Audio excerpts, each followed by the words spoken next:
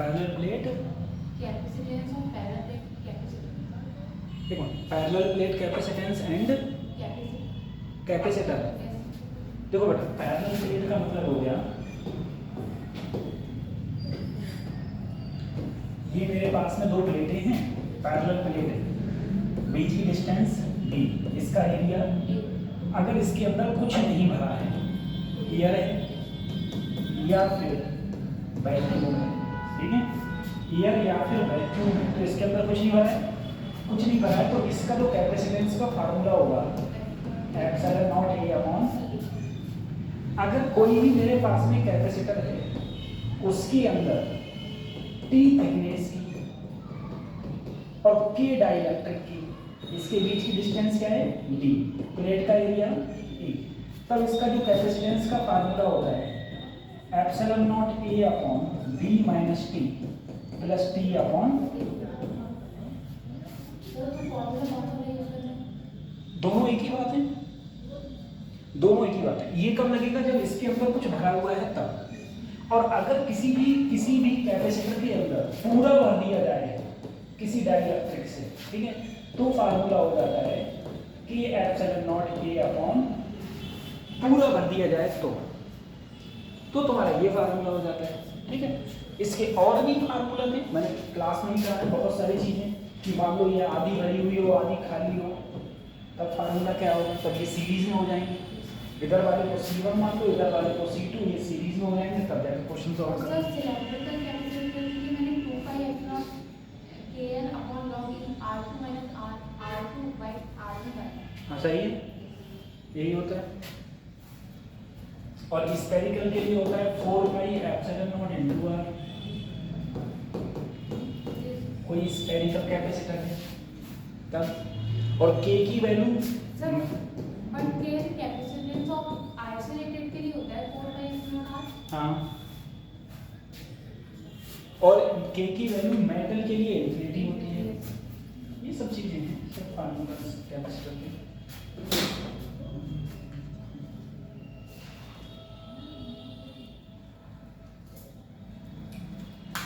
तो बताओ पिछली बार हम लोग कहाँ थे?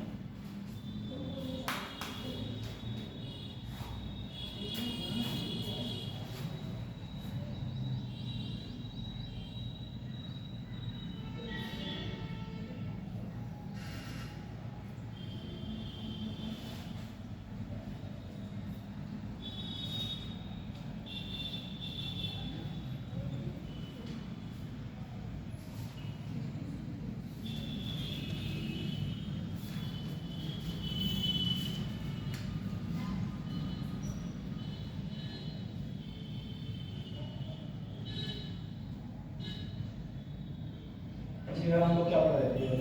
सर कॉम्बिनेशन कराया था 2 या 2 से कम लेंथ। अच्छा 2 या 2 से अधिक लेंस क्या हो रहे थे, कॉम्बिनेशन लगाए थे ना, पावर की बात हो गई थी।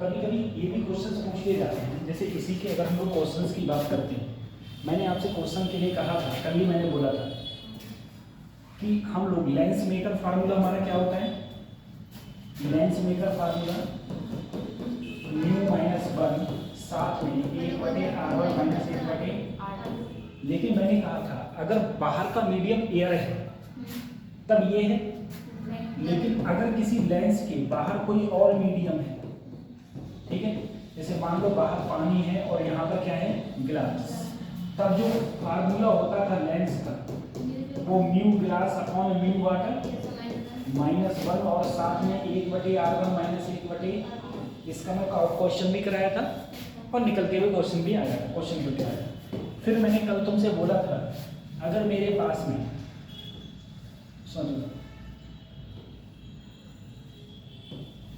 ये दिया हुआ है इसकी फोकल लेंथ है, इसकी फोकल लेंथ है और इसकी फोकल लेंथ, तो इसका कॉम्बिनेशन ऑफ फोकल लेंथ क्या होगा?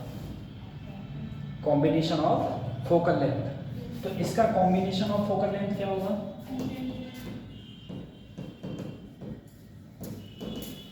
कॉम्बिनेशन ऑफ फोकल लेंथ क्या होगा? ठीक है, तो उसके लिए हम लोग क्या करेंगे, तो वही फार्मूला तो हमारा दो बार लगना है sir, 1/f equal to 1/, sir ये देखो चाहे से कैपिटल F लिख लो, 1/कैपिटल F फोकल लेंथ। सर ये इसका क्या होता है फोकल लेंथ? नेगेटिव, और दूसरी की क्या होगी? और फिर एक की क्या होगी? तो सर एक से एक हो जाएगा, ठीक है। तो जो कॉम्बिनेशन ऑफ फोकल लेंथ बचेगा वो -f के ही बराबर बचेगा। जो कॉम्बिनेशन ऑफ फोकल लेंथ बचेगा वो मेरा क्या बचेगा? -1 के बराबर ही बचेगा, -f के बराबर ही बचेगा, ठीक है। ऐसे हो जाएगा। तो इस प्रकार से जो कॉम्बिनेशन ऑफ फोकल लेंथ है वो तुम्हारा इस प्रकार से क्वेश्चन को पूछ सकता है, ठीक है। फिर उसके बाद में अगला हेडिंग पड़ेगा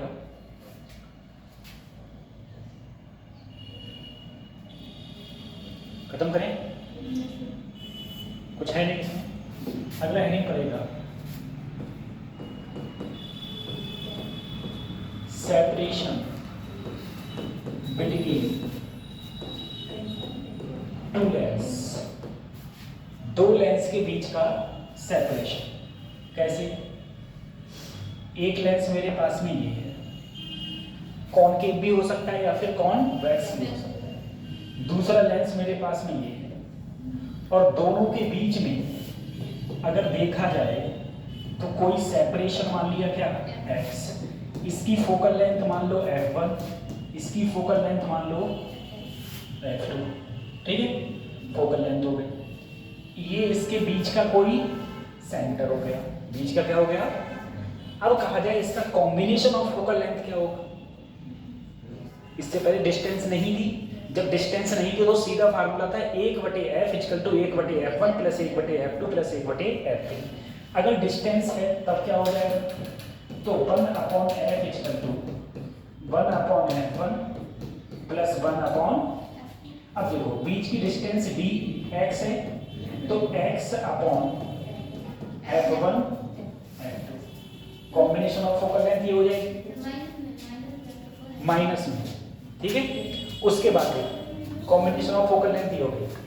अब जरा सोचना, अगर मैं इसकी पावर की बात करूं, किसकी बात करूं, तो इन दोनों के कॉम्बिनेशन की जो पावर होगी, इन दोनों के कॉम्बिनेशन की जो पावर होगी, ये हो गया P1, ये हो गया -x, ये आ गया P1 इंटू P2, पावर ये हो गया, ठीक है। देखो 1/f ही तो पावर होता है। अगर मैग्निफिकेशन की बात आ गई, इसका जो टोटल मैग्निफिकेशन होगा, पहले वाले का मैग्निफिकेशन m1, दूसरे वाले का मैग्निफिकेशन m2, ये क्या है? ये तुम्हारी पावर है, ये फोकल लेंथ है, कॉम्बिनेशन ऑफ फोकल लेंथ, ठीक है, कॉम्बिनेशन ऑफ फोकल लेंथ, और ये क्या है? Magnification.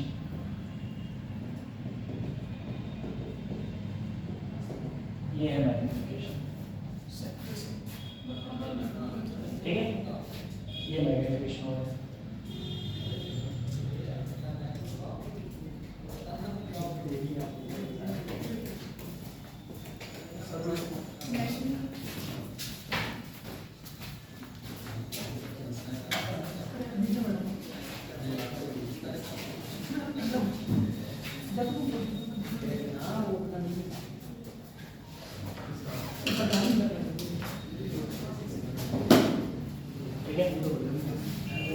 Separation between two lenses,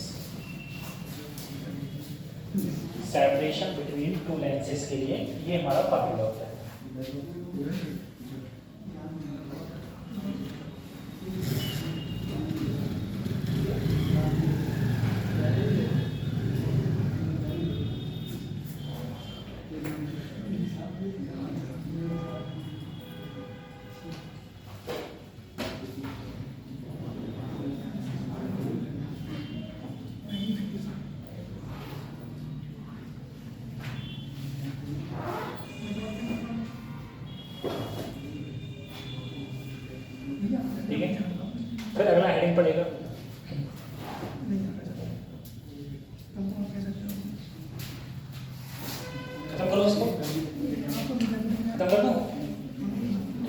बता दिया आप लोगों ने। अगला हेडिंग पड़ेगा, इससे क्वेश्चन लास्ट ईयर भी जेईई मेंस में पूछे गए थे, कटिंग ऑफ लेंसेस। अब जरा सोचो, मेरे पास में एक लेंस है, मेरे पास एक लेंस है, इस लेंस को, ये लेंस भी हो सकता है या फिर चलो दूसरा वाला ही बना लेंगे।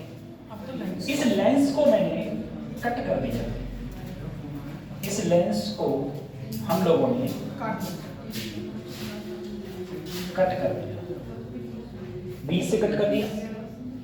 अगर हमने इस लेंस को बीच से कट कर दिया, मैंने तुमसे कहा इस पूरे लेंस की, इस पूरे लेंस की फोकल लेंथ f थी। जब इसको कट किया,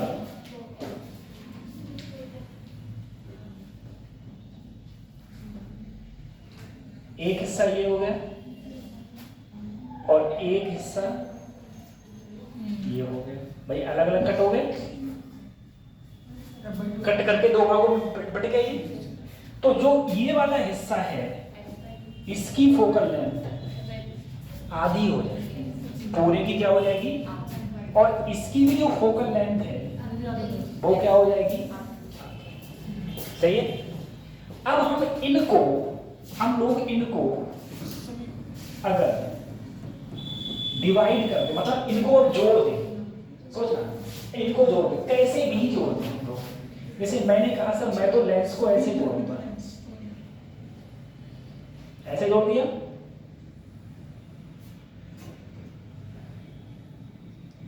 ऐसे जोड़ दिया, ऐसे जोड़ दिया, ठीक है। तो भाई जब ये कट करा था तो इसकी फोकल लेंथ क्या थी और इसकी भी क्या थी। अब मैंने ऐसे जोड़ दिया तो इसकी जो कॉम्बिनेशन ऑफ फोकल लेंथ होगी वो फिर से एफ ही होगी, फिर से क्या होगी। अब मैं ऐसे ना जोड़ के, मैं तो दूसरे तरीके से जोड़ूंगा सर। जैसे मैंने कहा, मान लो मैंने ऐसे जोड़ दिया, कैसे भी जोड़ दो तो बस जोड़ दो इनको, ठीक है, किसी भी टाइप से। मैं तो सर ऐसे जोड़ूंगा, लो सही है। एक लेंस लिया, काटा बीच से, अलग अलग कर लिया, अलग अलग करा तो इसकी भी फोकल लेंथ है f/2 और इसकी भी फोकल लेंथ। अब देखना, अगर तुम काट के भी इसको जोड़ते, काट के भी ऐसे ही जोड़ देते, तब भी इसकी फोकल लेंथ। अब देखो सर इसकी फोकल लेंथ क्या है और इसकी भी, लेकिन अगर दोनों का कॉम्बिनेशन ले लूंगा तो फिर से फोकल लेंथ f हो जाएगी, ठीक है। अब जेईई ने क्वेश्चन कैसे पूछा, जेईई ने क्वेश्चन ये कहा था, कि मैंने इन लेंस को आधा आधा काट दिया। अब उसने कहा जब मैंने आधा आधा काट दिया तो बताओ इसकी फोकल लेंथ और इसकी फोकल लेंथ का रेशियो क्या होगा। तो दोनों समान हैं तो रेशियो क्या होगा, 1:1। दोनों समान है तो 1:1 आंसर, ठीक है। इस टाइप से क्वेश्चन पूछा गया था, कटिंग ऑफ लेंस, ठीक है। ये करो, फिर मैं कॉनकेव को काटता हूँ, अभी कॉन्वेक्स फिर मैं कॉनकेव को काटता हूँ इसमें।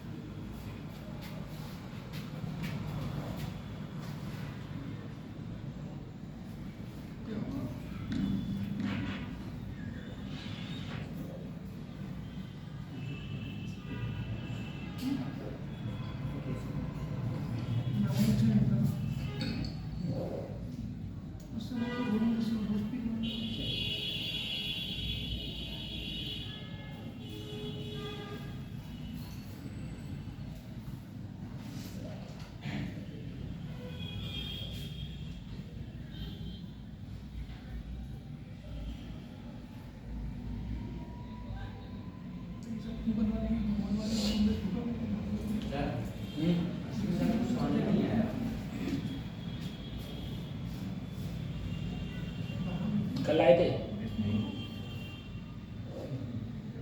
कल कहाँ थे, अब थोड़ी देर बाद समझ में आएगा।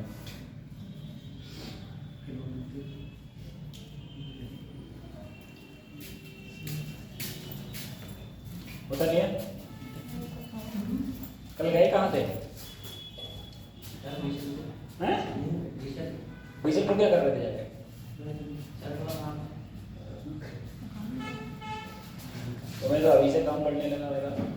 तीसरी उम्र अगले दिन की तैयारी करो। बच्चों इस समय, ठीक है, इस समय की बात बता रहा हूँ। तुम सब लोग नीट के स्टूडेंट हो। नीट के स्टूडेंट को इस समय ना तो दिन लग रही है ना रात लग रही है, ना संडे लग रही है ना कोई शादी लग रही है, सब उन्हें एक सा ही है। पता नहीं चलता है दिन कब हो गई रात कब हो गई। कि अगर तुमने ढंग से बच्चे देख लिए ना नीट के, समझे, तो तुम पगला जाओगे। तुम ये कहोगे या तो नीट ही छोड़ के भाग जाओगे, कहोगे मेरे से इतनी मेहनत होगी नहीं। हकीकत है इस कदर बच्चे लगे रहते हैं। भाई एक बार बताओ, अगर देखो 25 लाख बच्चे दौड़ रहे हैं और एमबीबीएस के लिए मान लो गवर्नमेंट में 50,000 पकड़ेंगे वो, तो उसमें से जो तेज दौड़ रहा है उसी को पकड़ेंगे। और जो तुम्हारे अपोनेंट है, सभी लोग एक दूसरे से कम्पीट कर रहे हैं, तो जो तुम्हारा अपोनेंट है तुम जब तक उससे तेज नहीं भागोगे तो पीछे रह जाओगे। और एक दिन 2 दिन का मतलब हो गया कि तुम बहुत पीछे रह गए। मैं एक सीधे सेंटेंस बोलता हूँ कि अगर तुमने एक दिन पढ़ाई नहीं करी तो तुम 10,000 बच्चों से पीछे हो जाओगे। 10,000 बच्चे जो पढ़ाई करके तुमसे आगे निकल जाएंगे। एक दिन पढ़ाई नहीं करी तब ये सिचुएशन। और हम लोग पढ़ाई को थोड़ा सीरियसली नहीं ले पाते। तुम लोग पढ़ाई को सीरियसली नहीं लेने का कुछ और भी मतलब है। एक तो टेस्ट का है, क्योंकि तुम लोग जब टेस्ट देते हो तुम लोग अपने आप में कभी कंप्लीट करते ही नहीं हो। तुम सोचते नहीं हो इसके नंबर ज़्यादा आ गए मेरे नंबर कम आ गए। एक तो तुम सब लोग महान हो, तुम्हारे नंबर इतने ज़्यादा आते हैं इसमें क्या ही कंप्लीट करवाऊँ मैं। समझे, नंबर का मतलब होता है कि अगर 720 नंबर का पेपर है तो 550 600 पे जाके कवर करता है, ठीक है, और अच्छे मार्जिन पे जाके कवर कर रहे हैं। ये जो अगर तुम्हारे यहाँ 300 350 नंबर भी आ भी रहे हैं किसी बंदे के तो कोई मायने नहीं रखता। खत्म कर रहा हूँ इसको, ठीक। अब देखो मैं ये बात सभी से बोल रहा हूँ, किसी एक बच्चे से नहीं बोल रहा, सभी से बोल रहा हूँ ये बात कि मेहनत करनी पड़ेगी तुमको, सही है। मैं बता रहा जब मैं कोटा में तैयारी करता था, मैंने प्रिपरेशन करी थी 1 साल IIT JEE, तो 10 महीने की कोचिंग के अंतराल में मेरी पहली बार तो कोचिंग की एक भी दिन की छुट्टी नहीं थी, ये मैं तुमको बता चुका हूँ। मेरे सिस्टर की शादी थी, मैं उसकी शादी में भी नहीं गया अपनी। और ऐसी सिस्टर ने देखो मेरी एक भी बहन नहीं सकी, मेरे मामा की एक भी लड़की नहीं है, मेरे मौसा के 4 लड़के हैं, मामा के भी 4 लड़के हैं, उनमें एक बहन थी, मैं उसकी शादी में नहीं आया। सही है। अब नाराज़गी भी हुई, उसने नाराज़गी भी जाहिर की तुम मेरी शादी में नहीं आए, ये हो। लेकिन मैं तुम्हें बता रहा हूँ वक्त के साथ, वक्त ऐसी चीज़ है, तुम आज किसी की तुम्हारी बहन अगर तुम्हारी कोई लगे तना की, वो सगी बहन तब तो तुम्हें लगना पड़ेगा। लगे तना की बहन है तो उसमें शामिल में नहीं हो रहे, कोई दिक्कत नहीं है। अगर तुम सफल हो गए तो सब तुम्हारे हैं, और तुम सफल नहीं हुए तो तुम्हारे घर वाले तुम्हारे नहीं हैं, वो तो रिश्तेदार हैं। मैं हकीकत बता रहा हूँ बेटा, आने वाले टाइम के बाद में आप बच्चे, अभी तुम में से कुछ लोग मुझे इस बात पे याद करोगे, आने वाले 10 साल बाद जहाँ तुम अभी बैठे हो इसके 10 साल बाद तुम्हें ये एहसास होगा कि जो बच्चे अगर सफल नहीं हुआ तो उसे ये एहसास होगा कि तुम्हारे घर वाले तक तुम्हारे लिए। अभी जो सपोर्ट कर रहे हैं मेहनत कर लो, बढ़ लो, तुम्हारा है भाई।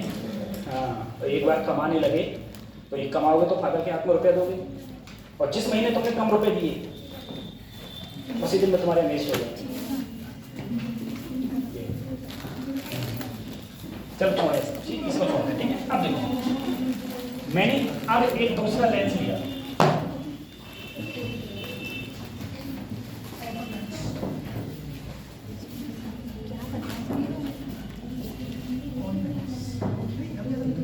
ठीक है, दूसरा लेंस लिया। अब ये दूसरा लेंस कौन सा है बेटा? Concave lens. कॉनकेव लेंस को मैंने सर 20 से काट दिया। अगर कॉनकेव लेंस को मैंने 20 से काट दिया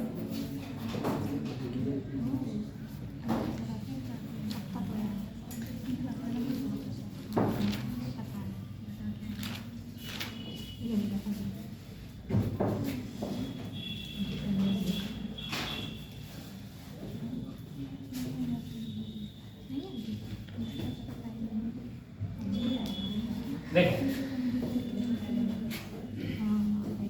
तो ये कुछ इस प्रकार से बन जाएगा, तो बन जाएगा अगर बीच से काट दिया। अगर इस पूरे की फोकल लेंथ बेटा f है तो इस कटे हुए वाले हिस्से की f/2 और इसकी भी f/2, ठीक है, आधी आधी हो जाएगी। लेकिन अगर तुम दोनों को ज्वाइंट कर दोगे तो फिर से कितनी हो जाएगी। अब तुम इसको कैसे ही जोड़ दो, जैसे तुम्हारी इच्छा करे तुम वैसे जोड़ दो। सर मैं तो ऐसे जोड़ दूंगा इसको, मैंने इस प्रकार से जोड़ा इसको,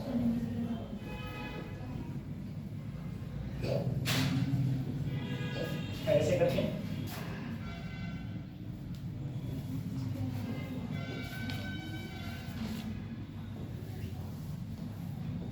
कैसे भी जोड़ दो, ठीक है। इसकी f/2, इसकी f/2 और पूरे कॉम्बिनेशन की, ठीक है। तो किसी प्रकार से इसको जोड़ दो तो ये रहेगी। तो ये कटिंग करने के बाद में जो फोकल लेंथ होती है वो इस हिसाब से ये चेंज हो जाती है, ठीक है, इस हिसाब से चेंज होती है। तो कटिंग करेंगे पूरे की f3, इसकी f/2, इसकी f/2। अब इसको इस प्रकार से जोड़ दिया तो ये भी f/2 और ये भी क्या हो गया f/2, ठीक है, ये हो जाएगा। उसके बाद बढ़ेंगे,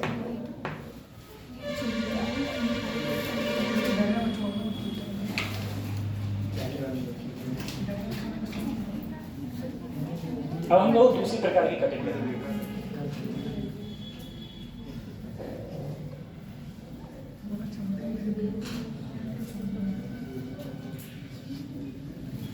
ठीक है, खत्म करें इसको। बता नहीं पाए हो, बता लिया। अब दूसरी कटिंग करेंगे।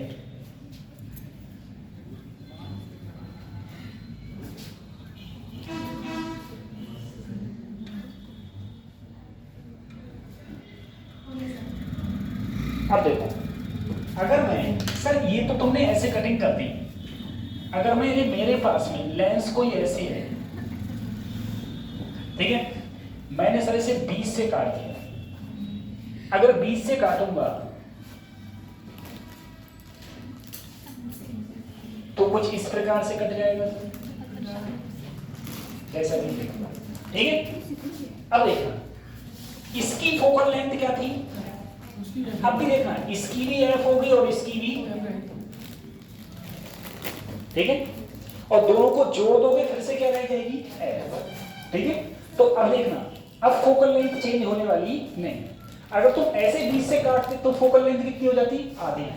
20 से काट दोगे तो फोकल लेंथ चेंज होने वाली नहीं, तब चेंज नहीं होगी, ठीक है, तब फोकल लेंथ चेंज नहीं होगी। लेकिन अब सभी, मैं तो सभी 20 से नहीं काटूंगा, लोग मैं तो ऐसे काटूंगा, मैं 20 से ना काट के मैं ऐसे काट दूं, अब क्या होगा, ठीक है। अगर तुम ऐसे भी काट दोगे तब भी तो इतना ये बचेगा और इतना ये बचेगा। फोकल लेंथ तब भी चेंज नहीं होगी, फोकल लेंथ तब भी चेंज नहीं होगी, सही है। फोकल लेंथ जो पहले थी वही फोकल लेंथ फिर से रहने वाली है, ठीक है, फोकल लेंथ चेंज नहीं होगी। दूसरी चीज ये है कि अगर मैं इसको ऐसे ही, तुम्हारा कॉन्केव का भी, कॉन्केव को अगर तुम ऐसे साइड से काट दोगे तो फोकल लेंथ चेंज होने वाली नहीं, जो फोकल लेंथ पहले थी वही फोकल लेंथ बाद में रहेगी। लेकिन अगर मैं इसको उल्टा कर दूं, देखना कैसे, ठीक है, ये लिख लिया, ठीक है। अगर मैं इसको उल्टा करके लिख दूं, उल्टा करके बना दूं, तब फोकल लेंथ किस प्रकार से चेंज होगी उसका देखेंगे।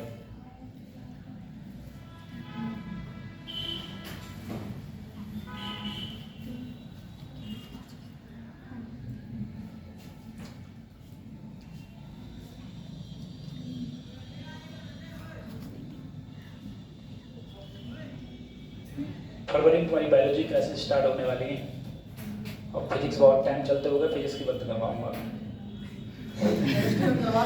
अरे मैं बोर हो गया था, हो गया ये बंद हो गया तो हो गया सर, वो बायो की क्लासेस हो गई है, बायो हो चुकी है 6-7 बजे बस। अच्छा अपना भी क्या बचा, इसके बाद मॉडर्न ही तो बची है। वो ऑप्टिक्स है, वो ऑप्टिक्स जो वेव ऑप्टिक्स है वो 3 लेक्चर की ऑप्टिक्स नहीं है। वेव ऑप्टिक्स में है ही क्या, कुछ है ही है ना, खाली बस बाइडियसी, डिफ्रैक्शन और पोलराइजेशन और मालूस ला लो, वेव खत्म। वेव के बाद में मॉडर्न आ गई। मॉडर्न में एक तुम्हारा वो एटम चैप्टर है और एक सेमीकंडक्टर चैप्टर है, एक न्यूक्लियाई चैप्टर है, तो बस खत्म लो। ये है, फिर थोड़ा रिवीजन हो जाएगा, ये जल्दी हो जाएगा। ये खत्म करें, इसे खत्म करें। अब देखो करके, अगर मैं देखना इसी में सोचना, अगर मैंने इसको कट किया, देखो यही तो था मेरा, और इस प्रकार से मैंने कट किया था, इस प्रकार से कट किया था। सर इसकी फोकल लेंथ क्या थी, F। इसकी फोकल लेंथ क्या थी, दोनों F थी। अगर मैं, जरा तुम मुझे खुद बताना, अगर मैं इसको इस प्रकार से लिखूं, ये क्या कर रहे हैं,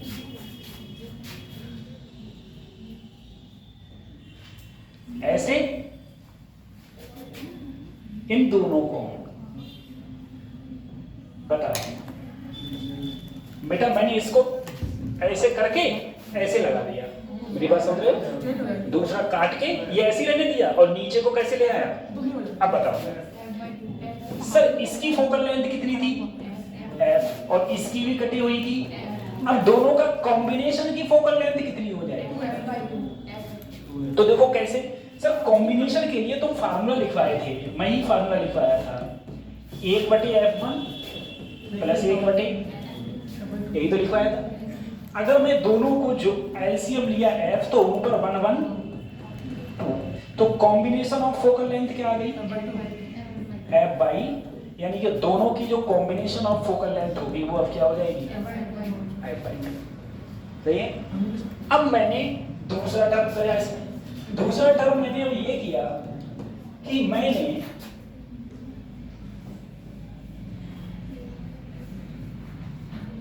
ऐसे और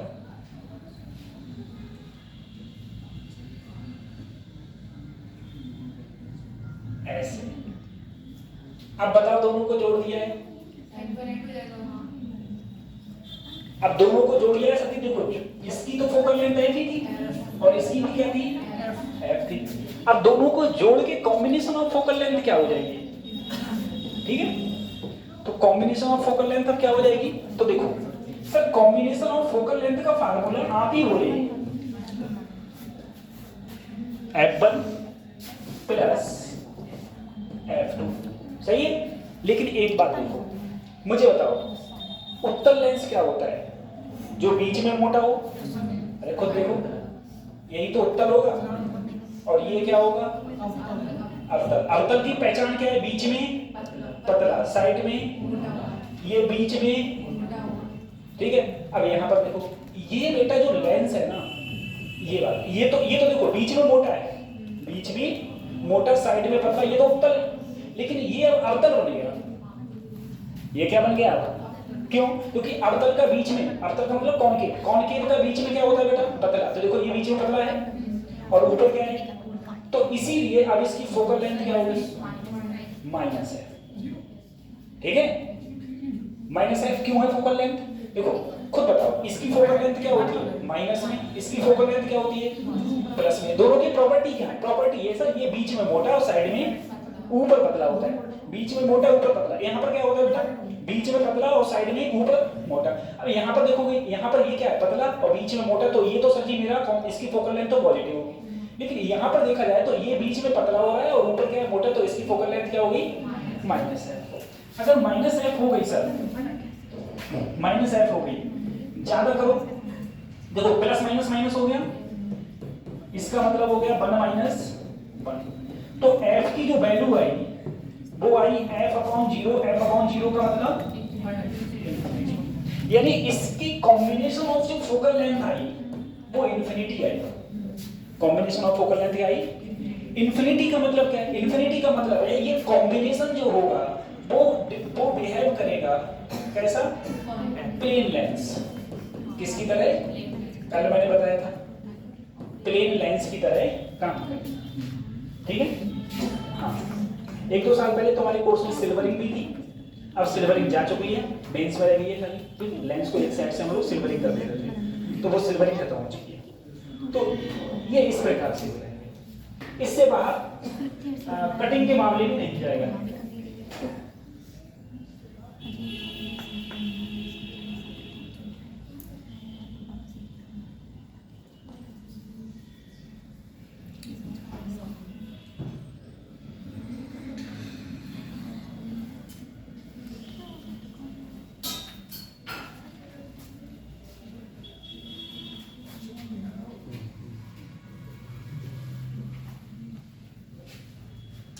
लगे रहो बच्चों मेहनत से, ठीक है, क्योंकि भारत का सबसे कम कंपटीशन का एग्जाम है। अब तुम जिन लोग इसे बच्चे लोग सोचते हैं जैसे आईआईटी का एग्जाम है, ठीक है, आईआईटी के एग्जाम में भाई अगर किसी बच्चे ने आईआईटी का एग्जाम निकाल दिया, ये तो कंफर्म है कि आईआईटी का एग्जाम मोर देन टफ होता है एज कम्पेयर टू नीट के, और आई थिंक कई टाइम्स मोर देन टफ है, कई गुना ज़्यादा हार्ड है एग्जाम नीट के एग्जाम से। लेकिन दोनों में अंतर ये है कि आईआईटी का एग्जाम निकालने के बाद में तुम्हारी जॉब सियोर नहीं है। आईआईटी का एग्जाम निकालने के बाद में तुम 4 साल बीटेक करोगे, 4 साल बीटेक करने के बाद में कंपनीज आएंगी, प्राइवेट कंपनी तुम्हें प्लेसमेंट देंगी, ठीक है, तुम्हारी इच्छा है तो लो। हालांकि ये बात सही है कि 100% प्लेसमेंट हो जाता है, ठीक है। जैसे कुछ न्यूज़पेपर में अगर तुम लोग देखोगे तो उसमें लिखा होता है कि आईआईटी में हुआ 30% प्लेसमेंट या 40% प्लेसमेंट, ऐसी न्यूज़ सुनने को मिलती है और ये बात सही भी है। लेकिन मेनली बात ये है कि जैसे मैंने कहा मेरे क्लास में 35 स्टूडेंट थे, 35 स्टूडेंट में मुश्किल से 7-8 बच्चों ने ही प्लेसमेंट लिया, बाकी किसी ने प्लेसमेंट नहीं लिया। अब प्लेसमेंट क्यों नहीं लिया, उसका भी एक बहुत बड़ा रीजन ये है कि तुम अगर डाटा उठा के देख लो, कोई भी डाटा उठा के देख लो, हर साल जो यूपीएससी का एग्जाम निकलता है उसमें मोर देन 60% इंजीनियर्स होते हैं जो यूपीएससी निकालते हैं। तो बहुत सब बच्चे इधर उधर चले जाते हैं, कोई अपनी नया स्टार्टअप स्टार्ट करता है, तुमने डॉक्टर्स को बहुत कम देखा होगा स्टार्टअप स्टार्ट करते हुए, बेसिकली सब इंजीनियर्स यही सब लोग करते हैं, तो वो अपना फील्ड में उधर चले जाते हैं, ठीक है। इसलिए वैसे प्लेसमेंट वहाँ पर भी 100% है, NITs में भी 100% ही है ये चीज़ें। तो मेन चीज़ है, तो वहाँ जॉब नहीं है तुम्हारे पास, जॉब तुम्हें बाद में देनी पड़ेगी।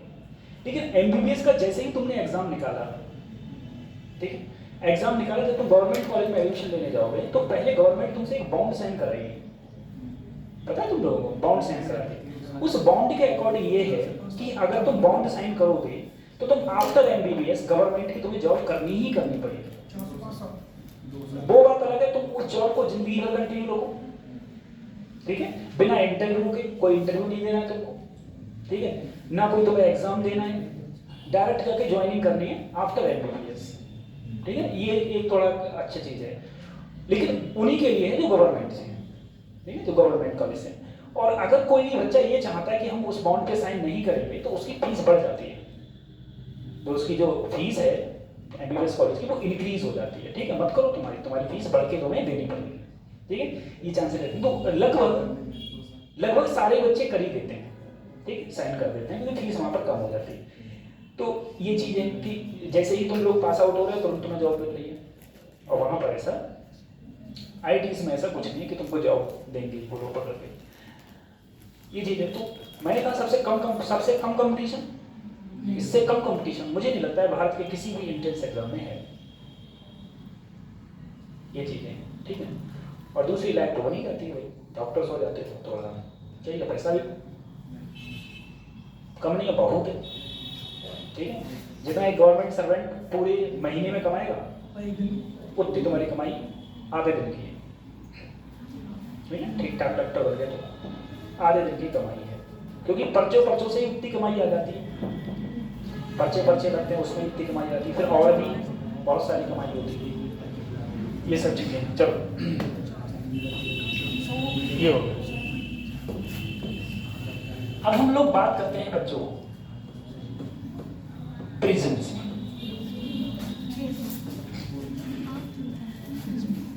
ठीक है। अब हम लोग बात करते हैं प्रिज्म से। अब देखो प्रिज्म क्या होता है,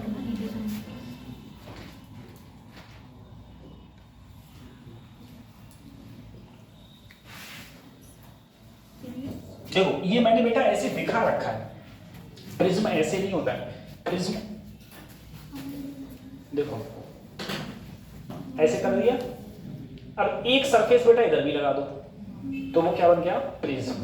बात समझ में आ रही है? जैसे मैंने एक ऐसे कर दिया है, अब ऐसे कर दिया मैंने ऐसे, ठीक है। अब एक सरफेस तुम ऐसे लगा दो कि वो क्या बन गया तुम्हारा, प्रिज्म। अब मैं दिखाऊंगा तो तुमको तो इधर वाली साइड दिखेगी, तो तुमको इसलिए ये वाली साइड दिख रही है। अब प्रिज्म में एक सबसे इंपॉर्टेंट चीज होती है जिसे हम लोग बोलते हैं बेटा प्रिज्म एंगल। प्रिज्म में सबसे इंपॉर्टेंट चीज है जिसे बोलते हैं प्रिज्म एंगल, ठीक है। प्रिज्म एंगल क्या है ये देखना। प्रिज्म एंगल का मतलब है, एक बात सोचो, मान लो मेरे पास में ऐसी लाइट आई, ऐसे लाइट पड़ी और ऐसे लाइट निकल गई। बात समझ में आ रही है? इस प्रकार से लाइट आई, पड़ी और निकल गई। तो देखना जिन दो सरफेसेस को लाइट इंसिडेंट हो रही है और निकल रही है, इमर्जेंट हो रही है, उनसे मिलने वाला जो एंगल होता है वो प्रिज्म एंगल होता है। अब यहां पर देखो इस सरफेस को तो यहां पड़ रही है, यहां निकल रही है, तो इन दोनों सरफेस से मिलने वाला एंगल ही क्या होगा, प्रिज्म एंगल। सही है? अगर तुम लोगों ने जो 12th में पढ़ा है, हम लोगों ने जो 12th में पढ़ा है, 12th में हमने कुछ इस प्रकार प्रिज्म एंगल पढ़ा है बच्चों कि यहां पर रेज आई, ऐसे गई और ऐसे निकल गई। ये हमने 12th में पढ़ा है। तो इन दो सरफेसेस को मिला रही है, तो यही तुम्हारा क्या कहलाएगा, प्रिज्म एंगल। ठीक है? प्रिज्म का कुछ ना कुछ रिफ्रैक्टिव इंडेक्स होता है जिसे हम किससे नोट कर देते हैं, म्यू से नोट करते हैं। ठीक है? ये प्रिज्म एंगल होता है। ठीक है, बस खाली ये बता लो, फिर हम लोग बात करेंगे डेविएशन की, प्रिज्म के अंदर डेविएशन की या फिर prism formulas.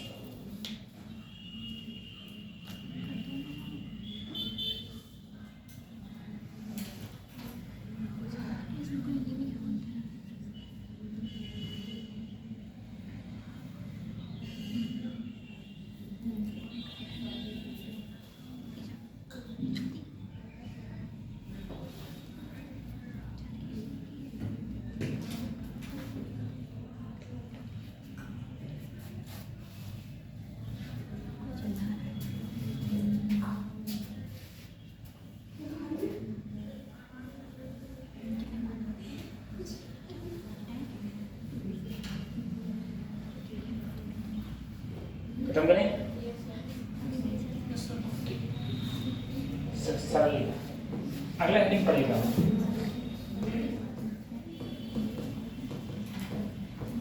Refraction of light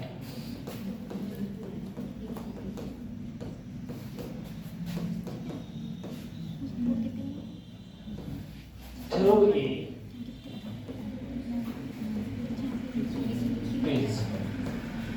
refraction of light through a. अब देखो सर, मैंने एक प्रिज्म लिया,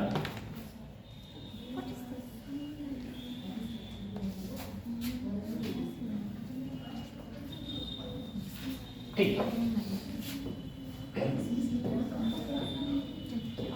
देखो एक प्रिज्म लिया, प्रिज्म से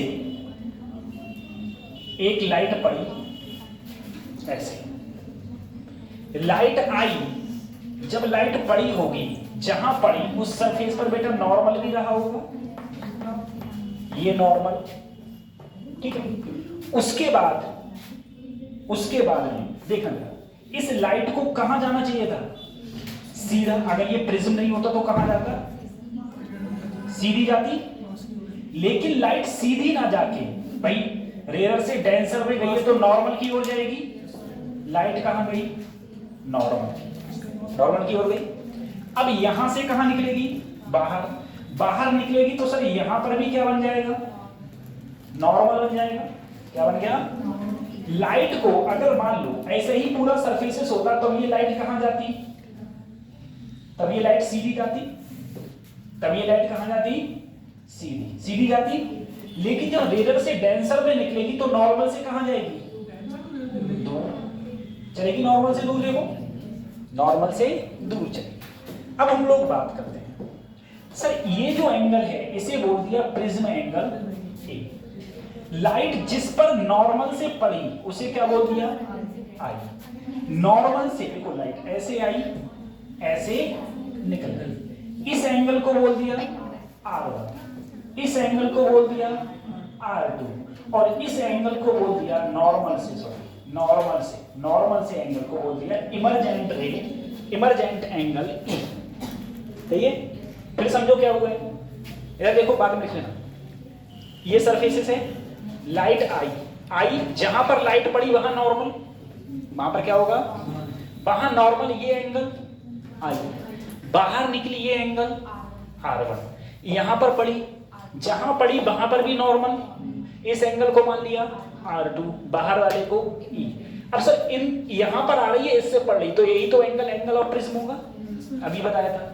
अब देखना जरा, मुझे बताओ सर, एक बार समझो, एक बार बताना, ये एंगल आई है, ये एंगल क्या है, आई है, ठीक है। रे मेरी इस प्रकार से निकल गई है, ठीक है। अगर मैं कहूं बेटा डेविएशन, क्या कहूं, डेविएशन,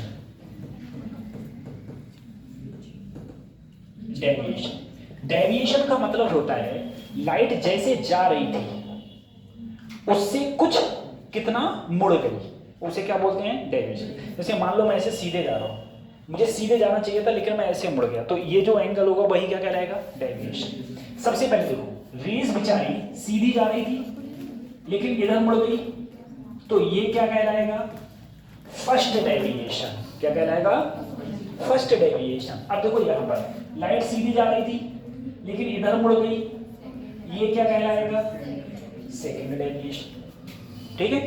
तो अगर मैं टोटल डेविएशन देखूं, टोटल डेविएशन मेरा हो जाएगा लैम्डा। अब देखना बेटा ये पूरा एंगल कितना है, 90। कितना है, ये पूरा एंगल कितना है, 90। देखो ये आई सीधे सीधे, तो ये भी आई, देखो ना सीधे सीधे ये आई तो ये भी आई। अब देखना, एक बात सोचो कि सर ये आई तो ये पूरा, ये आई तो ये पूरा भी क्या हो गया, आई। अगर मैं ये वाला एंगल निकालूं, ये वाला एंगल क्या होगा, ठीक है, ये वाला एंगल क्या होगा, तो इस एंगल को निकालने के लिए मुझे 90 में से क्या घटा दूं, देखो ये पूरा क्या है मेरा 90 में से अगर मैंने ये घटा दिया तो मेरा यही तो बचेगा, ठीक है। तो फर्स्ट डेविएशन को हम बोलेंगे 90 माइनस। अब सेकेंड डेविएशन का आपने देखा, देखो सर ये R2 है, यानी कि ये पूरा R2 है, देखो ये पूरा क्या है, अरे सीधी सीधी लाइन में जा रही, देखो सीधी लाइन, सॉरी ये R2 है तो ये पूरा R2 नहीं है, यहां तक R2 है, ठीक है, ये R2, तो ये कितना होगा, ये कितना होगा, ये वाला कितना होगा, यही तो डेविएशन है, तो ये पूरा क्या है 90, ये पूरा क्या है 90, ठीक है। 90 में से क्या घटा दूं, R2, 90 में से क्या घटा दिया, R2। तो अगर मैं यहां पर देखूंगा, ये मेरा क्या हो गया 180 minus R1 minus R2, total deviation मेरा ये हो।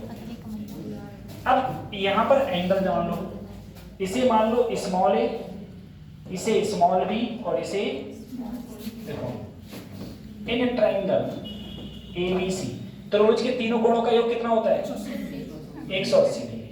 ये तो A है ही, सही। ये वाला एंगल क्या होगा, ये वाला क्या होगा,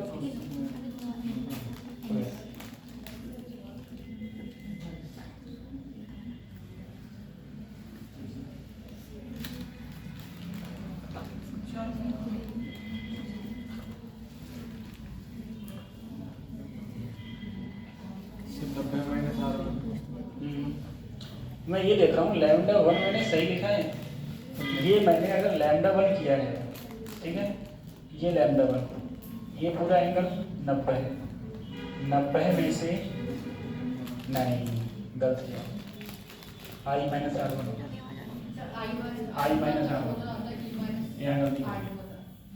यहाँ देखो एक बात और सोचना, ये एंगल कितना है बोलो, अरे सीधे सीधे जा रहा है, ये आई तो ये भी, ये आई, इस आई में से अगर मैं ये R1 घटा दूं तो मेरे पास एक तो बचेगा, तो मुझे क्या करना पड़ेगा, आई में से R1 घटा।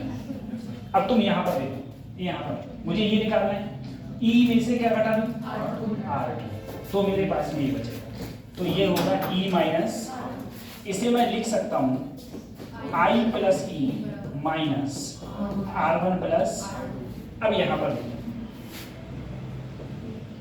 यहाँ पर ए एंगल ये हो गया, ये पूरा 90 में से R1 जाएगा तो मुझे ये वाला एंगल मिल जाएगा, तो यहाँ पर बचेगा 90 माइनस R1 और दूसरी जगह बचेगा 90 माइनस R2।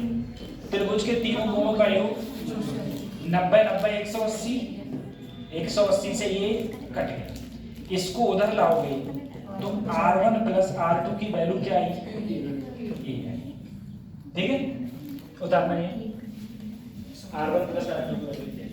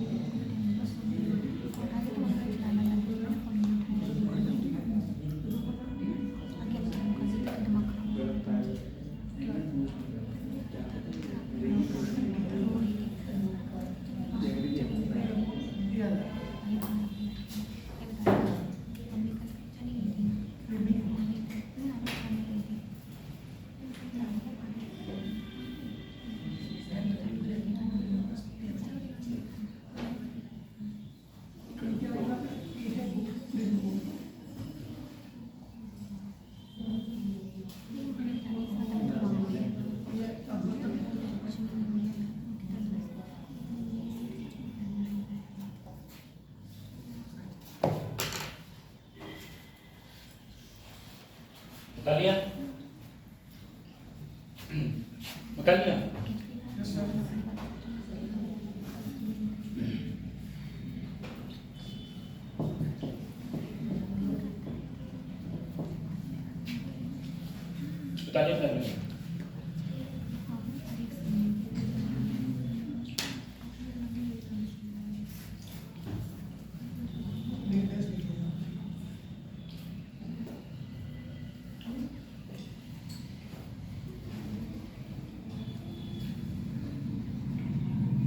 बता लिया। ना आप देखो सर,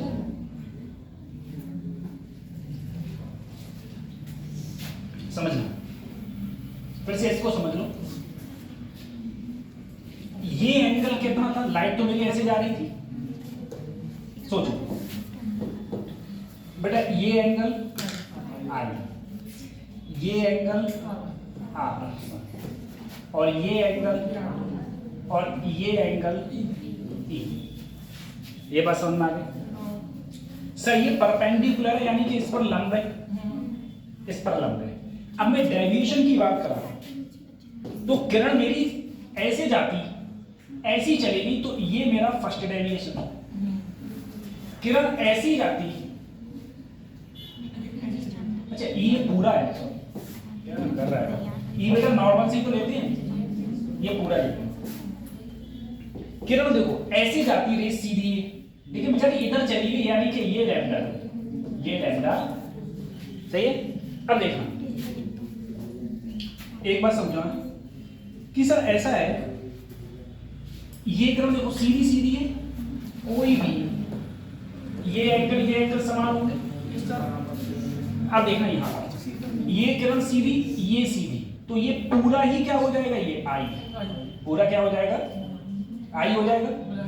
अब पूरा आई और तुमको निकालना है ये वाला, तो इस आई में से क्या घटा दूं, R1। तो भाई आई में से, अब यहां ये R2 है, ये क्या है मेरा R2, देखो सीधी सीधी है। तो मुझको अगर ये निकालना है, तो इस पूरे E में से क्या घटा दूं, भाई मैंने क्या E माइनस, फिर ये लिख लिया, माइनस कॉमन ले लिया। अब यहां पर देखो एंगल, इसे स्मॉल ए, इसे स्मॉल, अच्छा बी, और इसे सी, कुछ भी मान, ठीक है। अब देखो मैंने क्या लिखा, देखो एक एंगल ये हो गया, एक एंगल ये है देखो, और एक एंगल ये है। बेटा ये पूरा कोण देखो, ये पूरा कितना है 90 में से ये R1 घटा दिया तो मुझे ये एंगल मिल जाएगा। ऐसे ही ये पूरा क्या है 90 में से क्या घटा दूं R2, तो ये मिल जाएगा। तो ये मैंने लिख दिया, तो उसके तीनों कोणों का 180 से कट गया, ठीक है। तो R1 प्लस R2 के मान क्या आया, 1 है, ठीक है। अब देखो इसमें ये हो गया। तो सबसे पहले ये क्या है मेरा प्रिज्म एंगल, ये क्या है प्रिज्म एंगल। अब देखना फॉर मिनिमम डेविएशन,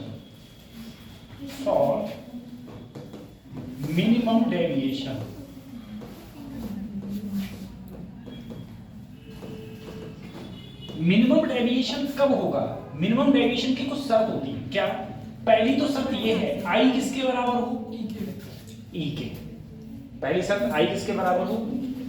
दूसरी शर्त ये है R1 किसके बराबर हो, और जो हम मान लो किसके बराबर है, R के, ठीक है।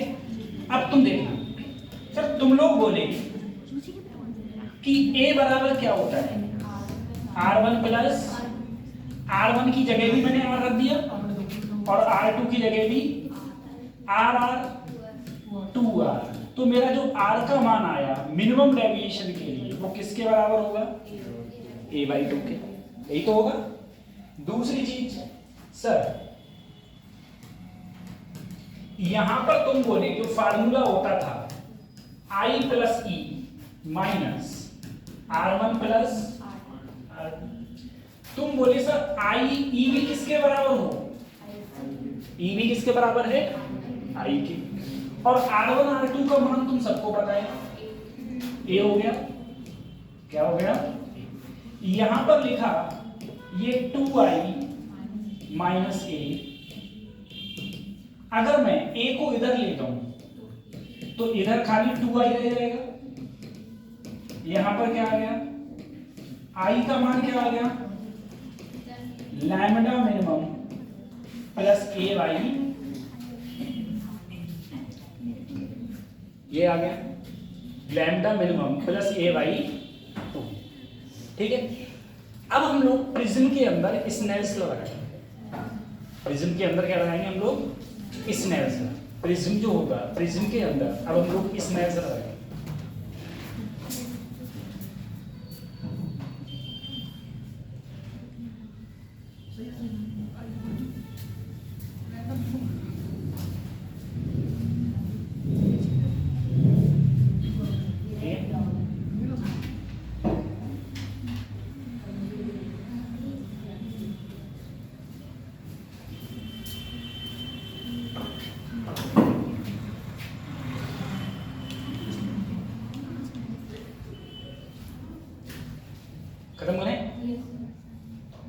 बेटा ये 12th में डेरिवेशन भी है प्रिज्म फार्मूला का।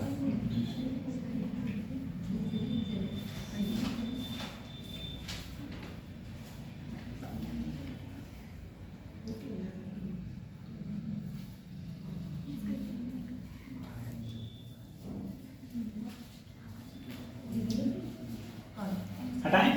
नहीं सर।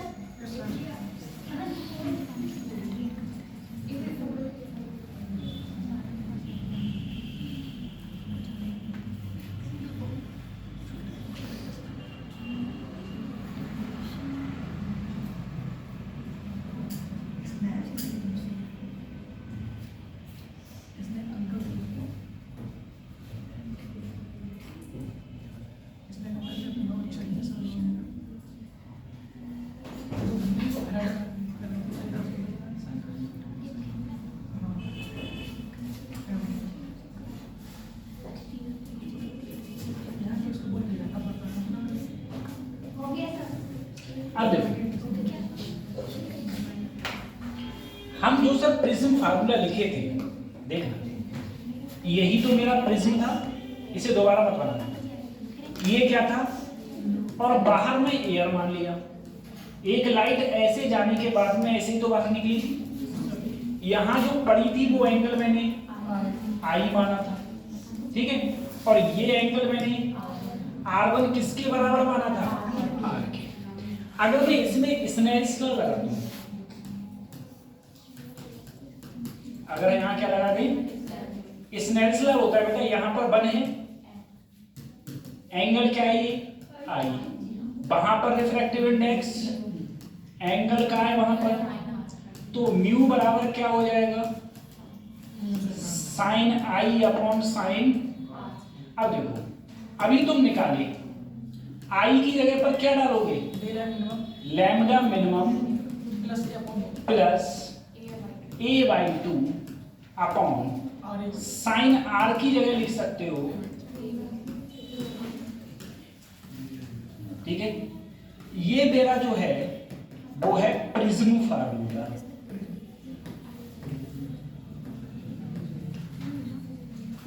ये जो है वो है प्रिज्म फार्मूला, ठीक है। प्रिज्म फार्मूला मेरा ये है, म्यू इक्वल टू यानी कि रिफ्रैक्टिव इंडेक्स किसका, प्रिज्म का, ठीक है, और मिनिमम डेविएशन हो रहा है तो फार्मूला होता है sign lambda minimum plus a upon 2 upon sine a/2, पूरा फार्मूला ये होता है, ठीक है।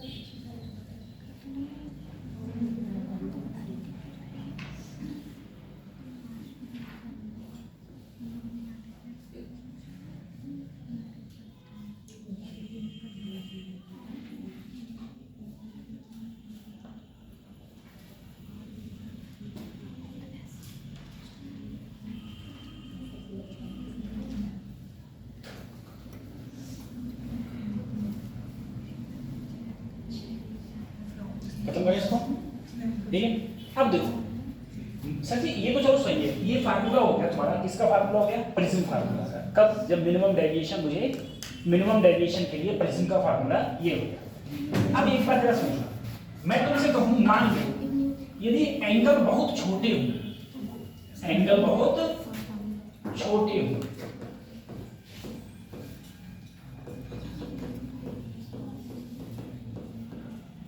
एंगल बहुत छोटे हों, एंगल बहुत छोटे होंगे, इसका मतलब क्या है, साइन गायब कर दो।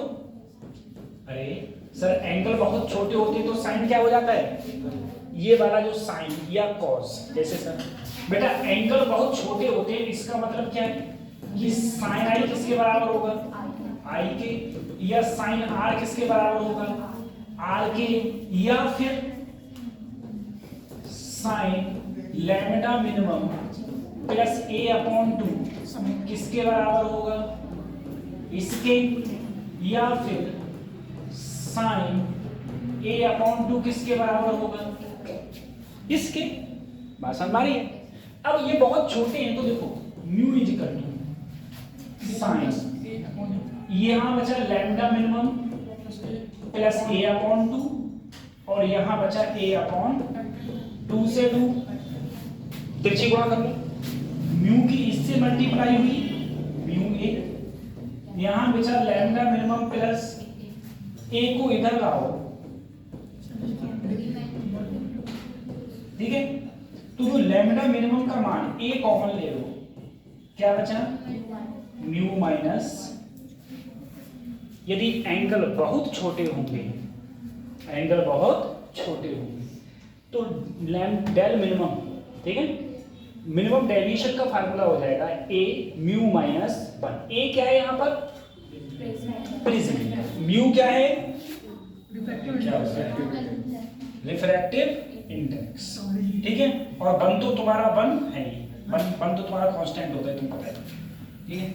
अगर एंगल बहुत छोटे हो जाएंगे तो हमारा ये फार्मूला है।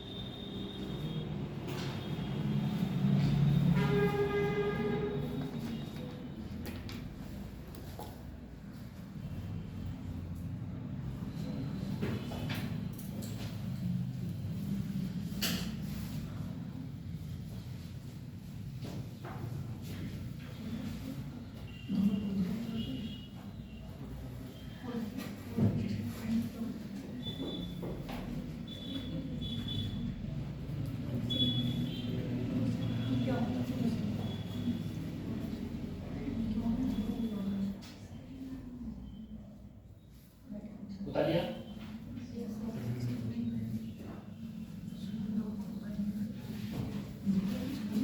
अब बताओ डेल मिनिमम मुझे कौन सी कंडीशन पर मिल रहा था, जब मुझे मिनिमम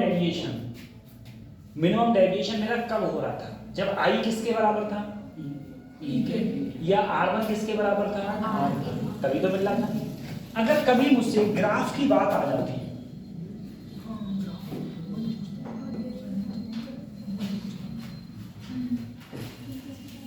अगर कभी ग्राफ की बात आ जाए, ठीक है, और ग्राफ में इधर तुम्हारा डेल कर दिया जाए और इधर तुम्हारा इंसिडेंट एंगल, तो मिनिमम कब मिलेगा, जब सर जी मेरा आई किसके बराबर हो या R1 किसके बराबर हो, R2 के, उस समय मुझे मिनिमम मिलता है।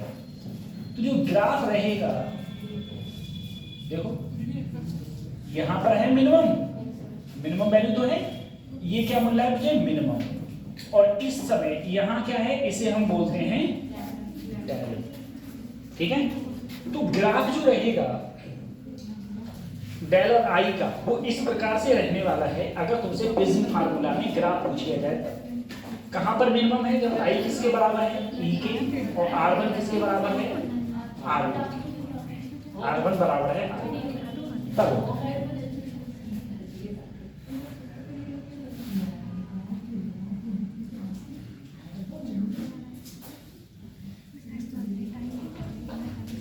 अब एक बार बताओ, जितने भी सिग्नल्स बनाए जाते हैं, तुम कोई भी सिग्नल देखो तो हमेशा रेड कलर के होते हैं, ठीक है। जितने भी खतरे की घंटी के सारे खतरे के चिन्ह होते हैं, सब कैसे होते हैं, रेड कपड़ा, रेड लाइट, सब रेड। तो वो रेड के ही क्यों होते हैं,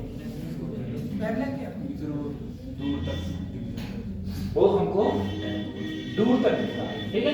रेड कलर जो है वो हमें दूर तक दिखता है, ये बात तो सही है, लेकिन दूर तक ही क्यों दिखता है, वो दूर तक क्यों दिखता है, दूर तक दिखने का कोई ना कोई कारण हो,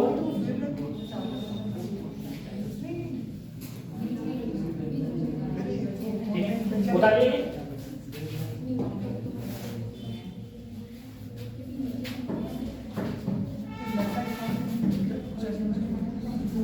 कर लिया, अगला हेडिंग है, अभी तो बहुत टाइम है। डिस्पर्जन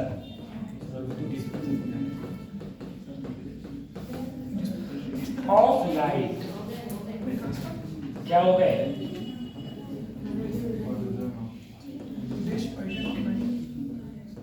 किसके अंदर? प्रिज्म के अंदर। Dispersion of light in prism आज तारीख कितनी है? 29। कल 30, कल रे ऑप्टिक्स खत्म, फिर 31, फिर एक को कहा है संडे। अच्छा, एक को संडे दो है, 1 फरवरी संडे। अच्छा, 1 फरवरी को संडे है,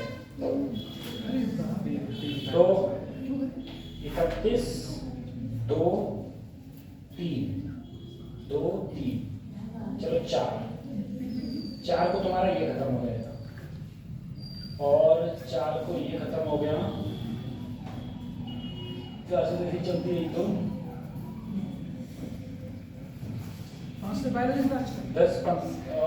10 क्लासें और माननी पड़ेगी मॉडर्न के लिए, उसमें मॉडर्न निपटेगी, ठीक है। ये कोर्स तुम्हारा हो पाएगा 15-20 देखो। अगर तुम्हारी क्लासेस जैसे यहाँ से हटने के बाद में उपाधि में लग गई, क्योंकि यहाँ तो पेपर चलेंगे भाई बोर्ड एग्जाम के, ठीक है। लास्ट ईयर क्या हुआ था? लास्ट ईयर बोर्ड एग्जाम के पेपर में क्लासेस ऑफ हो गई थी, और क्लासेस तब तक ऑफ रही थी जब तक पेपर तो हो गए थे, कॉपी चेक भी नहीं हुई थी, ठीक है। वो लंबे ही चले गए थे। तो हाँ, अगर क्लासेस तुम्हारी कंटिन्यू चलती रही, कंटिन्यू का मतलब या तो यहाँ चले उपाधि कॉलेज, या कोई और भी जगह जो लोग ये देखना चाहें उसे देखें, तब तो तुम्हारा कोर्स होकर रिवीजन हो जाएगा, ठीक है।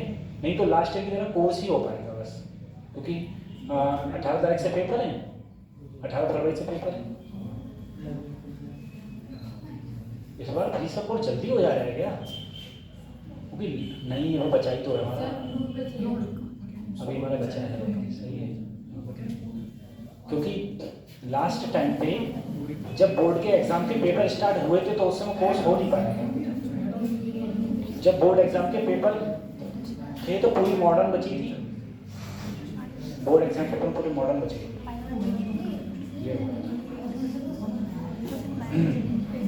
चलो देखो, dispersion of light in prism. हम लोग प्रिज्म की बात करें सर, ये हमारा है प्रिज्म, ठीक है, ये हमारा है प्रिज्म। अब प्रिज्म में एक लाइट आई, कोई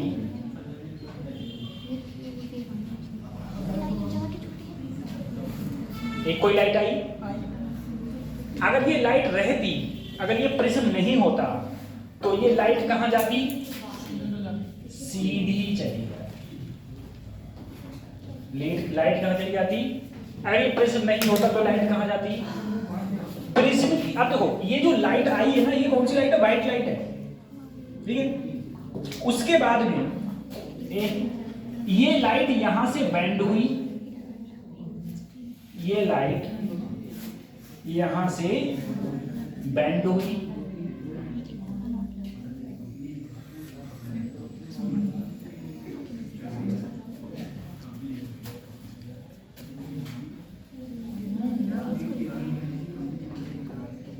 ठीक।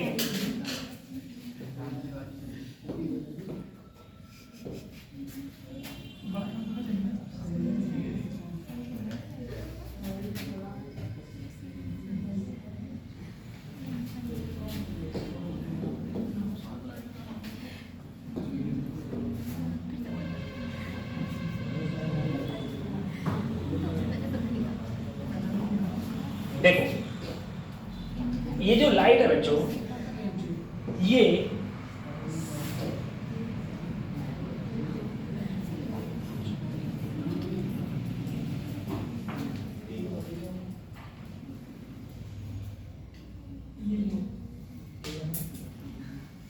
ये कौन सा कलर है?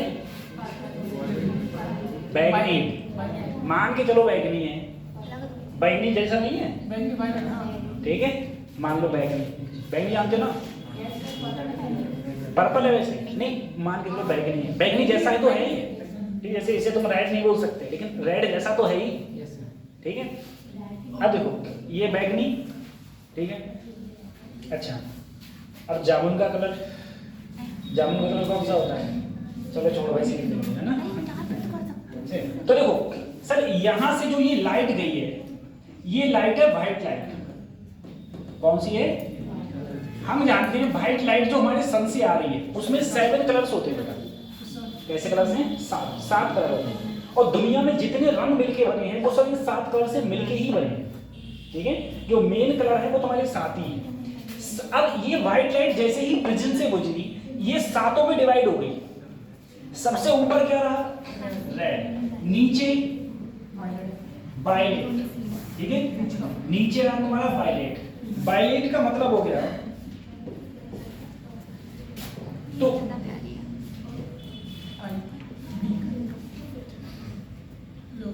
हाँ नमस्ते,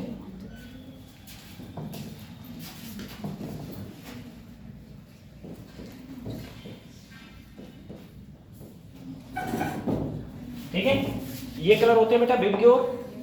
विबग्योर सबसे नीचे कौन सा रहेगा? बैगनी, बीच में येलो, और सबसे ऊपर वायलेट के ऊपर इंडिगो, फिर ब्लू, फिर ग्रीन, फिर येलो, फिर ऑरेंज, फिर, ठीक है। अब देखो मैंने तुमसे कहा हम लोग हमेशा रेड कलर ही खतरे के लिए क्यों चुनते हैं? क्योंकि तुम बोले रेड कलर हमें दूर से दिखता है। दूर से रेड कलर हमें क्यों दिखता है? उसका रीजन ये है क्योंकि इसका डेविएशन सबसे कम है। डेविएशन का मतलब है फैलाव। फैलाव सबसे, जिसका फैलाव सबसे कम होगा तो वो हमें दूर से दिखेगा, ठीक है। और सबसे बेकार कौन दिखता है दूर से? बैगनी, क्योंकि बैगनी का फैलाव क्या है? ज्यादा है। बैगनी का फैलाव, अगर मैं इसका डेविएशन की बात करूं, इसका डेविएशन क्या होगा? रेड के। इसका डेविएशन क्या होगा? वायलेट के। सबसे ज्यादा डेविएशन किसका है? वायलेट का। सबसे कम डेविएशन किसका है? रेड का। सही है, सबसे कम डेविएशन रेड का, सबसे ज्यादा डेविएशन, और बीच में कौन होता है? येलो। और एक चीज और, हमारी आंखों को सबसे ज्यादा सेंसिटिव जो कलर है वो रेड है, वो सॉरी येलो है। येलो सबसे सेंसिटिव। सबसे सेंसिटिव का मतलब है जो हमारी लाइट आंखों को सबसे अच्छा दिखता है, ठीक है। सबसे अच्छा जो कलर दिखता है वो हमें कौन सा दिखता है? येलो। जैसे मान लो अगर कहीं पर किसी चीज का बैकग्राउंड हो, तुम देखोगे ज्यादातर बैकग्राउंड येलो होते हैं। कभी तुम इस चीज को नोटिस करना, कोई बैनर देखना, ज्यादातर बैनरों का जो बैकग्राउंड होता है वो येलो ही होता है। क्यों? क्योंकि वो हमारी आंखों को अच्छा लगता है, हमारी आंखें उसके लिए अच्छा सेंसिटिव है, इसीलिए हम लोग ज्यादा येलो को प्रेफर करते हैं। अगर मान लो अगर बैनर लगे हुए हैं और बैनर में किसी का बैकग्राउंड बैगनी हो, लाल हो, हरा हो और एक पीला हो, तुम खुद दिमाग लगा हो, सबसे पहली नजर तुम्हारी पीले पे जाएगी, क्योंकि वो हमारी आंखों के हिसाब से सबसे सेंसिटिव कलर होता है, सबसे अच्छा कलर होता है, ठीक है। ये तो येलो कहाँ होता है बेटा? बीचों बीच में। अब तुम कहोगे सर ये बीचों बीच में कैसे हो जाएगा? इसके बीच में एक है, इसके बीच में 3 हो गए, ठीक है। लेकिन ये कहाँ होता है? बीचों बीच में होता है, ठीक है। येलो जो कलर होता है वो अगर तुम देखोगे इन दोनों के कहाँ होगा? बीचों बीच में होगा। तो डिस्पर्सन ऑफ लाइट इंप्रेसिंग डालो, ये फिगर बनाओ, ये होता है प्रिज्म एंगल ए हो गया, ठीक है।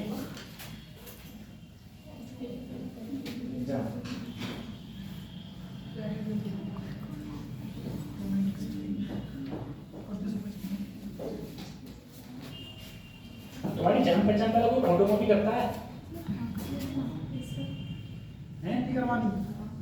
अरे ऑनलाइन करता है। ऑनलाइन मतलब? अरे sir photo copy channel rates तो सबके पास थी। अरे 50 पैसे पर पीस है, कौन है भाई? गोरखपुर। अरे सर याद नहीं मतलब सर आज करता है कोई? कौन करता है? क्या रेट चलती है कॉपी? हाँ अरे कोई सस्ता हो ये पेपर क्लॉथ दो तो दो ही होते हैं कितनी करवानी है हमें हजारों और हर हफ्ते चाहिए, हफ्ते में 2 बार चाहिए होती है, बहुत कॉस्टली होता है। चलो देखना पड़ेगा। अरे हमने प्रिंटर लिया था, प्रिंटर लिया उसमें कॉपी निकालते थे और कभी उसकी ये खराबी कभी वो खराबी। मेरा नहीं लेजर प्रिंटर था, ठीक है, ब्राउजर का लेजर प्रिंटर था। मेरा दिमाग खराब हुआ, मैं जिससे लिया था मैं उसी को लिया और मैंने के रख लिया। तब से आप तो उसको लेने ही नहीं गया, मैं तू रख लिया। ठीक है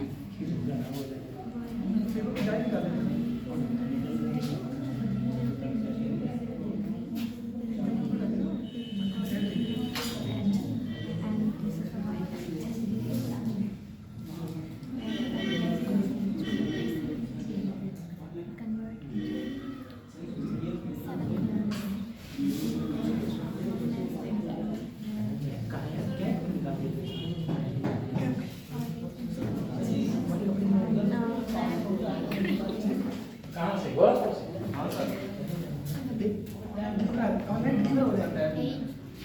चलो ये हो गया। अब देखो बेटा, अगर मैं कहूं डिस्पर्जन, क्या कहूं डिस्पर्जन, डिस्पर्जन का मतलब है मुड़ जाना, ठीक है बेटा। ये रेड कलर है, रेड कलर का डिस्पर्जन क्या है, ठीक है हाँ। देखो रेड कलर के लिए ये है। अब तुम खुद बोले थे कि सर इसका फार्मूला होता है म्यू माइनस 1 इंटू ए, तो यहां हो गया mu R minus 1 into A. Sir अगर मैं ऐसे हर कलर का निकाल सकता हूं, अगर मैं येलो का निकालूंगा तो रिफ्रैक्टिव इंडेक्स येलो के लिए माइनस 1 इंटू, ऐसे ही मैं वायलेट के लिए निकालूंगा तो म्यू बी माइनस 1 इंटू। अगर मैं ये कहूं सर जी मेरा एंगुलर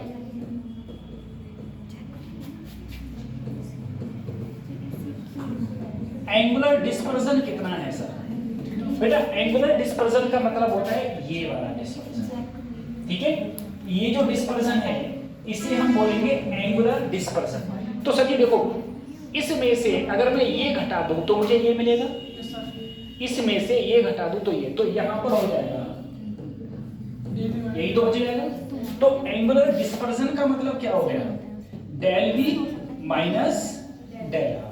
सर डेल वी मेरे को कितना दे रखा है? डेल वी देखो mu V minus 1 into A, और ये दे रखा है मेरे को म्यू आर माइनस 1 इंटू, अंदर गुणा कर दो तो mu V A minus minus mu R A minus minus plus A से इन दोनों में क्या कॉमन है?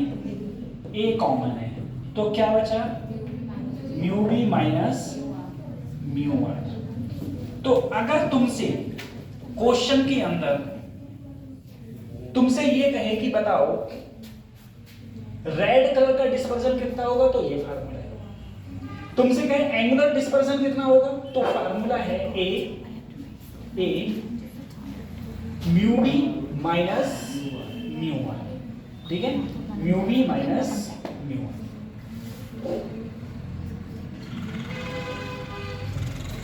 उसके बाद में आइडिया पड़ेगा डिस्पर्सिव पावर।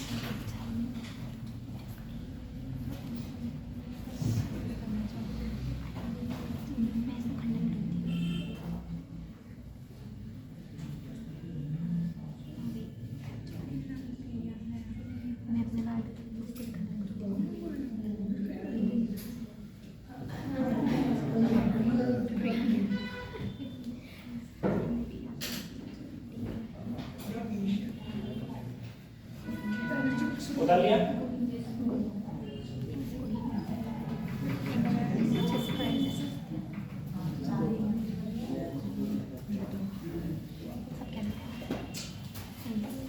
रब करते हैं।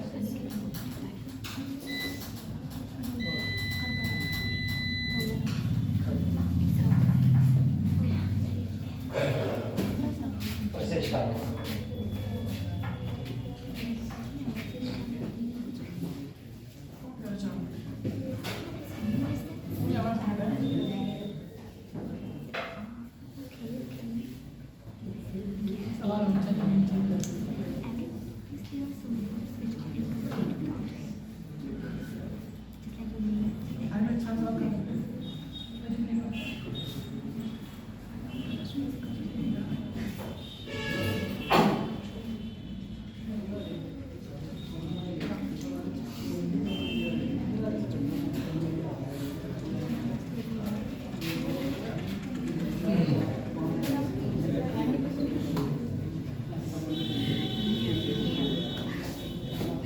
देखो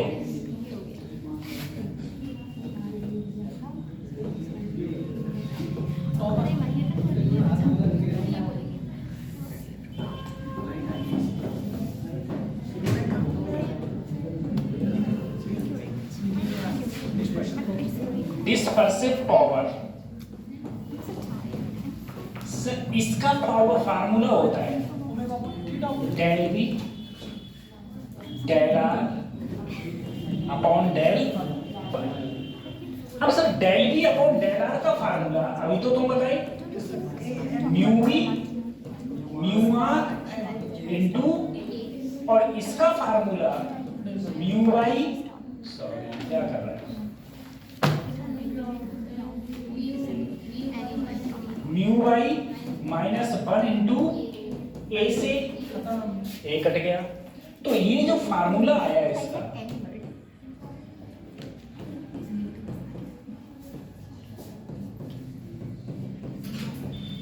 मुझे कोई बताए सर इसकी यूनिट क्या होगी या डायमेंशन क्या होगी? सर डिस्पर्सिव पावर की डायमेंशन क्या होगी या यूनिट क्या होगी? रिफ्रैक्टिव इंडेक्स की कोई यूनिट होती है क्या? नहीं होती है। तो कोने की क्या हो जाएगी? यूनिटलेस। क्या हो जाएगी? यूनिटलेस। तो कुछ ना कोई इसकी यूनिट है ना ही इसकी कोई डायमेंशन। डिस्पर्सिव पावर की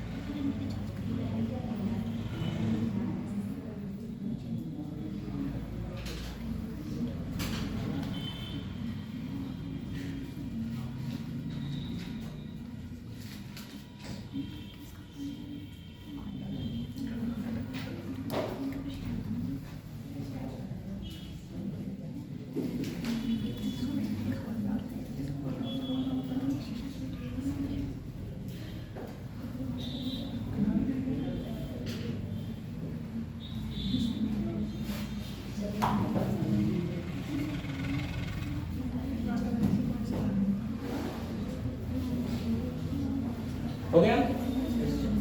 चलो अब एक बार जरा सोचना, अगर कभी भी क्वेश्चन कोई आया और उस क्वेश्चन के अंदर जैसे मान लो तुमसे डिस्पर्सिव पावर पूछा, तुम्हें म्यू भी पता है और तुम्हें म्यू आर भी पता है, लेकिन तुम्हें म्यू बाई नहीं पता है, म्यू बाई नहीं पता, तो म्यू बाई का एक फार्मूला ये भी लिख लेना, म्यू बाई इक्वल टू होता है mu B plus mu R upon mu B plus mu R upon 2। ठीक है, mu B plus mu R, mu B plus mu R upon 2। अब मुझे एक बार बताओ, म्यू बी ज्यादा होगा कि म्यू आर ज्यादा होगा? म्यू भी ज्यादा होगा। म्यू का मतलब क्या? Refractive index. अब हर कलर का रिफ्रैक्टिव इंडेक्स अलग अलग है, ठीक है? रेड का अलग है, वायलेट का अलग है, येलो का अलग है, इंडिगो का अलग है, ब्लू का अलग है, ग्रीन का अलग है, और सबका ऑरेंज का सबका क्या है? अलग अलग है, ठीक है? ये तुमने उतार लिया है। अब एक बात तुम जरा समझो, अगर तुम प्रिज्म के फंडामेंटल से देखोगे, सर अगर मैं मुझे बताओ,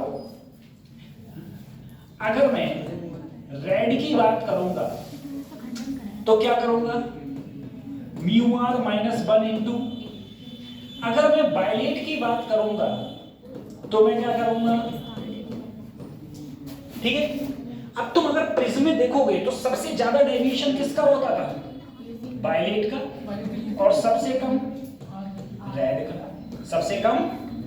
अब तुम देखो, इसका ये सबसे ज्यादा है, ये सबसे कम। भाई ए तो इसमें भी है, ए इसमें भी है, 1 इसमें भी रख रहा है 1, तो ये ज्यादा क्यों हो सकता है? क्योंकि म्यू भी ज्यादा होगा एज कंपेयर टू म्यू,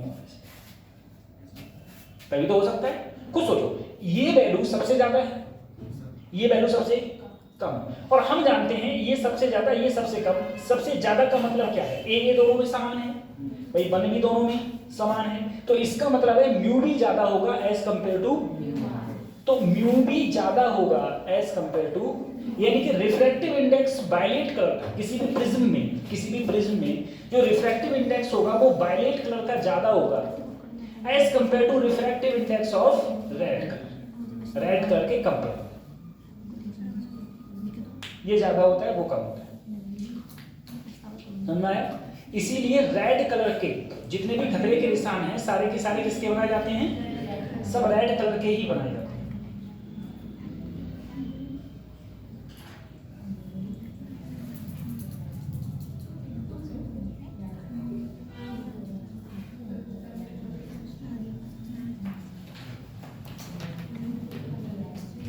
ठीक है?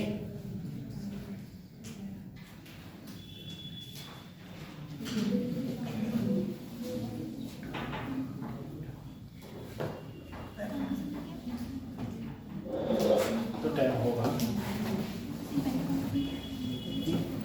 इसके बाद में चलो बच्चों, कल हमारी जो क्लास चलेगी, उसमें तुम्हारी ऑप्टिक्स खत्म हो जाएगी। कल हम लोग बात करेंगे सिंपल माइक्रोस्कोप, कंपाउंड माइक्रोस्कोप और टेलीस्कोप,